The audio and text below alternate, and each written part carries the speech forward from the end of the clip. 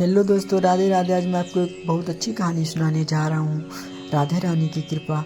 एक बार बरसाने और आसपास के गांव में अकाल पड़ गया और लोगों को खाने पीने की चीज़ों की दिक्कत होने लगी। चारों ओर त्राही त्राही सी मचने लगी। बरसाने में जितने भी साधु संत रहते उन्हें बरसाने और आसपास के गांव से भिक्षा भी मिलना बंद हो गई। एक तेजस्वी संत जगन्नाथ जी श्री राधा जी लाडली के भक्त थे। वो भी बरसाने में भिक्षा मांगते थे, लेकिन अकाल पड़ने के कारण उन्हें भी भिक्षा मिलना बंद हो गई। वो भी विवश होकर कुटिया में जितनी सी खाने की सामग्री थी उससे ही राधा जी का भोग लगाते और खुद भोजन करते। ऐसे करते करते कुछ दिन तो बीत गए, लेकिन अंत में ऐसी परिस्थिति हो गई, नो तो कुटिया में खाने को कुछ रहा, नो तो कहीं भिक्षा मिल रही थी। और उन्होंने बरसाना छोड़ने का मन बना लिया और अपना सामान उठाए चल दिए। नेत्रों से आंसू बहाते हुए मन ही मन लाडली जी से कहने लगी, मुझे माफ़ कर देना लाडली, अब मुझसे सहन नहीं होता। यह देख लाडली जी एक सुंदर ब्रजवाला के रूप में प्रकट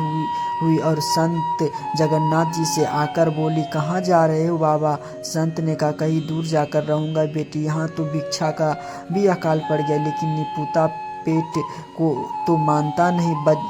ब्रजवाला ने कहा, बाबा हमारे घर क्यों नहीं आते भिक्षा लेने? आपके लिए हम रोज भिक्षा निकाल कर रखती है मेरी मैया। बाबा ने कहा, मुझे क्या पता तेरा घर कहाँ है बेटी? ब्रजवाला ने कहा, मैं बरसाने के वैद्य श्रीधर की बेटी हूँ और मेरा नाम राधा। अब आप जाइए और मेरी मैया से कहना जो आले में भोजन रखा वो मुझे भिक्षा में दे दो। संत ने कुटिया में सामान रखा और बरसाने को चल दिया और बाबा ने वैद्य श्रीधर के घर भिक्षा के लिए आवाज़ लगाई और वैद्य निकल कर आए। बोले, बाबा आज तो भिक्षा में कुछ भी नहीं है। तो बाबा ने उसकी बेटी राधा का जिक्र किया और बोला, आले में जो भोजन रखा है। वैद्य आश्चर्य में पड़ गए कि हमारी बेटी राधा को मरे तो कई साल बीत गए। और वैद्य ने आकर आले में देखा तो अनेक प्रकार के भोजन रखे थे। वैद्य आश्चर्यचकित हो रह गए और पत्नी से बोली, मैंने तो कभी आले में भोजन रखा ही नहीं, फिर इतना भोजन कहाँ से आया? वैद्य सारी बात समझ गए हुए ये कृपा राधा लाडली की और वैद्य ने भोजन बाबा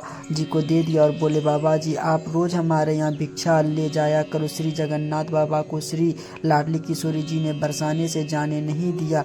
ऐसी है हमारी श्री लाडली किशोरी जी, कभी दुख में किसी भक्त को दुख में नहीं देख सकती, अपनी कृपा हर वक्त करती है। जय जय श्री लाडली राधे रानी।